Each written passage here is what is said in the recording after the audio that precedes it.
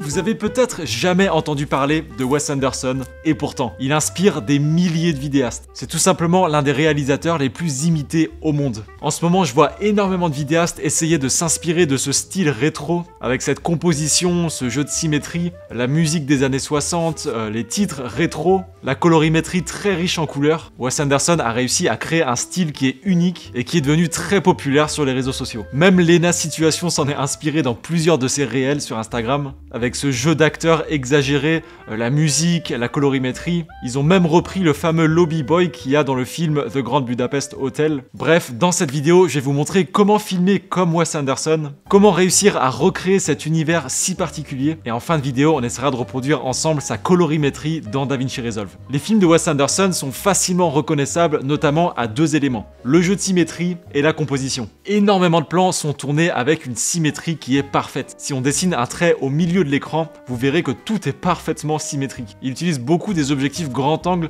combinés à des plans fixes, c'est un petit peu sa marque de fabrique. Et un truc qui va totalement à l'encontre des codes du cinéma, c'est que les acteurs regardent très souvent directement dans l'objectif. Quand il y a une discussion entre deux personnages, au lieu de respecter la règle des tiers, ils préfèrent jouer sur la symétrie parfaite. Et les personnages du coup regardent dans la caméra. Ce qui est intéressant aussi, c'est qu'il y a une certaine symétrie dans sa manière de faire le montage. La plupart du temps, on est sur des plans fixes, mais on retrouve quand même pas mal de plans en mouvement, notamment grâce à des sliders ou à des rails. Par exemple, des travelling latéraux où on suit un personnage. Il utilise pas mal des travelling avant ou arrière aussi. Une autre chose qu'on retrouve beaucoup dans les films de Wes Anderson, c'est les transitions whip pan. Il passe d'un plan fixe à un autre en faisant un whip pan. C'est une transition qui est très simple à faire et qui permet de faire ressentir au spectateur que c'est lui-même qui se balade dans le décor en tournant simplement la tête. À chaque fois qu'il fait ce genre de transition, il y a un cut hyper subtil entre les deux plans qu'on n'arrive pas à voir. Il fait en sorte d'avoir des couleurs et des textures similaires entre les deux plans pour justement rendre le cut invisible. D'ailleurs, si vous voulez essayer de reproduire cette transition, petit tips, sur le deuxième plan, le plus simple, c'est de tourner le plan à l'envers. C'est-à-dire commencer sur le sujet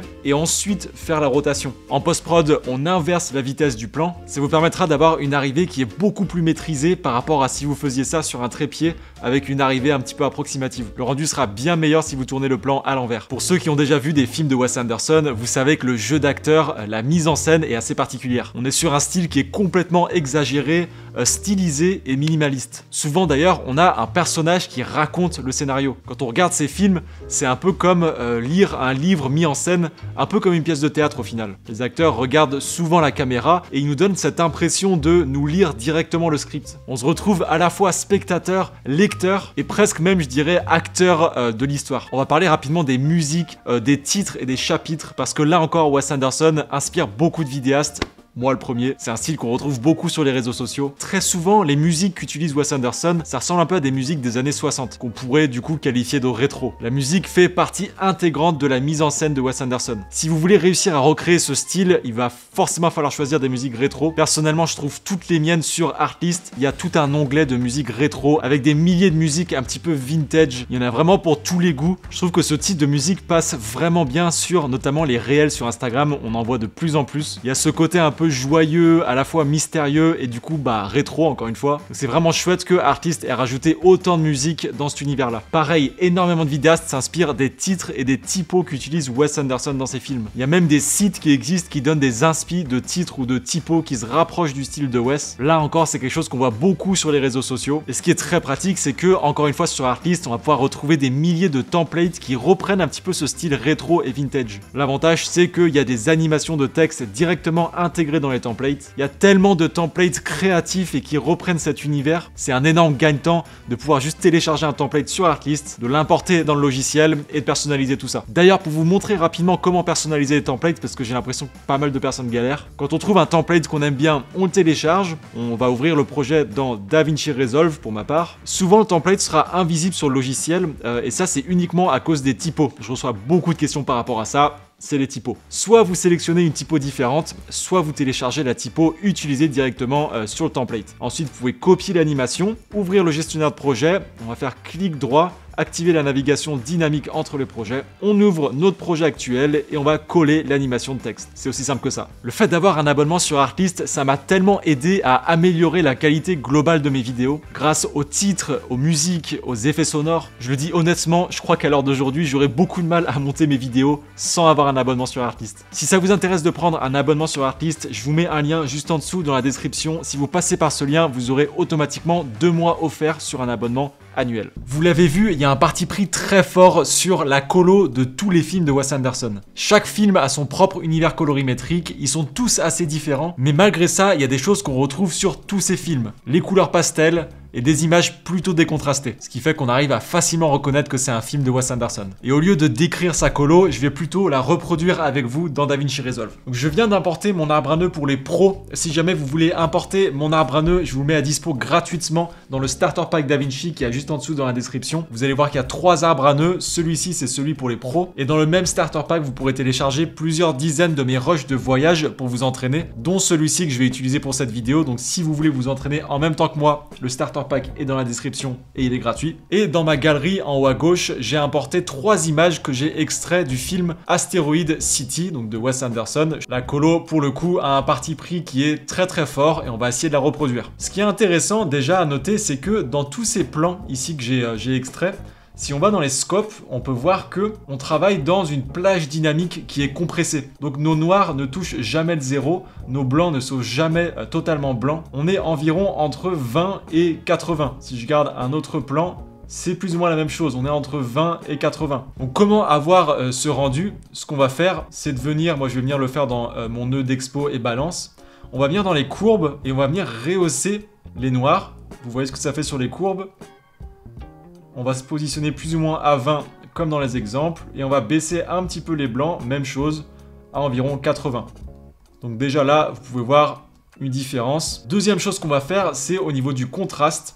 On va venir créer un S-curve qui est inversé. Donc au lieu de baisser les noirs et de monter les blancs, ce qu'on a tendance à faire généralement pour avoir ce S-curve, et ben là on va l'inverser. On va monter un petit peu les noirs, on va baisser les blancs. C'est ça qui va créer ce look un petit peu Wes Anderson, j'ai envie de dire, un petit peu décontrasté. On va ensuite aller dans saturation. Et là je vais monter quand même ma saturation parce qu'on a des couleurs qui sont très riche, on a des couleurs qui sont vraiment saturées sur tous ces différents films d'ailleurs. Donc je vais quand même fortement monter la saturation, on la retouchera plus tard. Et ensuite, une chose que Wes Anderson fait beaucoup, c'est que les tons du ciel sont jamais bleus, ils sont un petit peu ce qu'on appelle teal en anglais, c'est-à-dire ça tend vers le vert. Donc moi je vais prendre mes nœuds en parallèle ici et je vais cliquer sur mon masque 2 que je vais renommer en ciel et je vais venir sélectionner le ciel pour le faire tendre un petit peu plus vers le vert. Il y a plusieurs façons de faire ça. Moi, je vais faire la façon la plus simple, donc je vais aller dans mon Hue vs Hue. Donc on prend un ton et on change la couleur de ce ton. Je vais venir cliquer dans le ciel, ça va me créer mon petit point ici. Et je vais le lever, donc là on peut voir que directement on a des tons qui partent un petit peu dans le vert. On va toujours essayer de comparer un petit peu avec les images, comme ça on voit ce qu'on est en train de faire. Vous voyez que lui sur son image, le ciel est complètement vert, il est teal. On va essayer aussi de monter la luminance de ce même vert. Donc je vais aller dans mes courbes Hue vs Lume.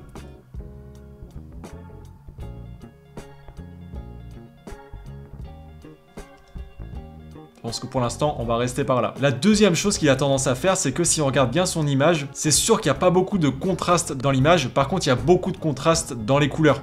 Le ciel, il se rapproche du vert, là où le sol et tous les objets qu'il y a au premier plan, ils ont des tons un petit peu chauds. C'est ça qui crée en fait le contraste dans ces images. Je retourne dans mes nœuds parallèles, je vais appeler ça sol. Et là, on va essayer de sélectionner tout sauf le ciel. Donc peut-être que ce que je peux faire, c'est, je vais aller dans mon outil sélecteur. Je vais sélectionner le ciel, je vais faire Shift H, sinon vous pouvez cliquer juste ici pour activer le masque.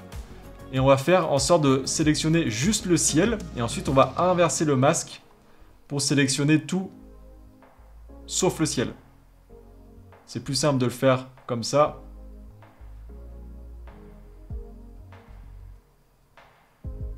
Voilà, donc là je suis pas trop mal. Peut-être qu'on peut nettoyer un petit peu les noirs pour éviter de voir trop de défauts dans les contours. Ensuite, je viens cliquer sur le bouton ici pour inverser. Et voilà, là j'ai sélectionné tout le sol, les arbres, tout sauf le ciel. Et ensuite, je vais pouvoir prendre mon global et partir un petit peu dans les tons qui sont un peu plus rougeâtres, orangés. Et là, on voit que tout de suite, je sais pas vous, mais là j'ai l'impression qu'on se rapproche beaucoup de ce style. Alors volontairement, c'est très prononcé parce qu'encore une fois, c'est C'est ce que fait généralement Wes Anderson dans ses films. Je vais créer un autre nœud pour les lignes jaunes, pardon, que je vais appeler jaune, je sais pas comment l'appeler. Je trouve que les lignes jaunes, on les voit beaucoup trop pour le coup, donc je vais aller dans mon Hue vs Sat, sélectionner le jaune, et peut-être le baisser un petit peu. Voilà, je vais comparer un petit peu plus. Alors je pense que son image est quand même un petit peu plus contrastée que la mienne. On le voit notamment ici avec les rochers et le premier plan de la station-service. Donc je peux venir retourner dans mes contrastes et peut-être baisser un petit peu plus le noir. Je trouve que je suis pas trop mal. Alors j'ai l'impression que globalement j'ai beaucoup de tons un peu rosés dans mon plan. Donc là j'ai créé un nœud global que j'utilise pas souvent, mais si j'ai envie d'apporter des modifs à toutes mes corrections primaires, je viens dans mon global. Et peut-être que je peux aller à l'opposé de mes tons roses. J'ai l'impression que globalement il y a pas mal de roses par rapport à Wes Anderson. Et je vais aller plutôt dans le vert. Ah, j'ai l'impression que je suis pas trop mal. Si vous voulez amplifier ce côté rétro, il y a un outil que j'aime beaucoup utiliser, que j'ai mis directement dans Vintage. Si on l'active et qu'on vient dans les effets, c'est la détérioration de film. Alors la poussière et les rayures, je trouve que c'est un peu too much. Le vignettage, on va complètement l'enlever parce que si vous regardez les films de Wes Anderson, il y a très rarement du vignettage. Mais grâce à cet outil, vous allez pouvoir justement donner un petit peu plus ce côté vintage et rétro à vos plans. Si vous voulez mettre de la poussière, faites-vous plaisir. Wes Anderson en met pas souvent sur ses films, mais vous pouvez en rajouter. Ici, on va pouvoir notamment gérer la température. On va essayer de pas trop la bouger. Et là, j'ai l'impression que je suis plutôt satisfait de ma colo comme ça. En tout cas, on se rapproche du style de Wes Anderson. Je regarde mon avant-après. Pour prononcer encore plus ce côté vintage, on pourrait pourquoi pas rajouter du halation que j'ai mis directement sur le nœud si jamais vous importez mes arbres à nœuds. Regardez le avant-après. En fait, ça rajoute des lueurs rouges dans les contours de mon image. Donc là, c'est très prononcé. On va essayer de pas trop en faire. Mais ce halation renforce le côté vintage. C'est quelque chose qui est très utilisé chez les cinéastes. Je vais pas forcément rajouter de glow parce que j'ai l'impression qu'il s'en sert pas beaucoup. En tout cas, dans Asteroid City, il s'en est pas servi, il me semble. Moi, je vais rester comme ça. Je suis plutôt satisfait de cette colo. Voilà pour cette vidéo. Je suis très curieux de savoir si ce format un petit peu différent vous plaît. N'hésitez pas à me dire ça dans les commentaires. En tout cas, je vous recommande vivement d'aller voir quelques films de Wes Anderson si c'est pas encore fait. Et il y a beaucoup d'inspiration à trouver dans ses différents livres, celui-là notamment. Il partage énormément de choses sur le tournage de ses différents films. Ça donne plein d'idées que nous aussi on peut reproduire sur nos vidéos à notre échelle, hein, sur les réseaux sociaux, mais il partage plein de choses sur la partie colorimétrie, sur le tournage, des astuces de montage, le travail de timing et de rythme dans ses montages, parce qu'il passe énormément là-dessus, chaque seconde compte. Bref, moi je vous dis à très bientôt pour de nouvelles aventures, et si vous avez encore quelques minutes, je vous recommande d'aller voir cette petite vidéo. Elle va vous plaire, elle est cool.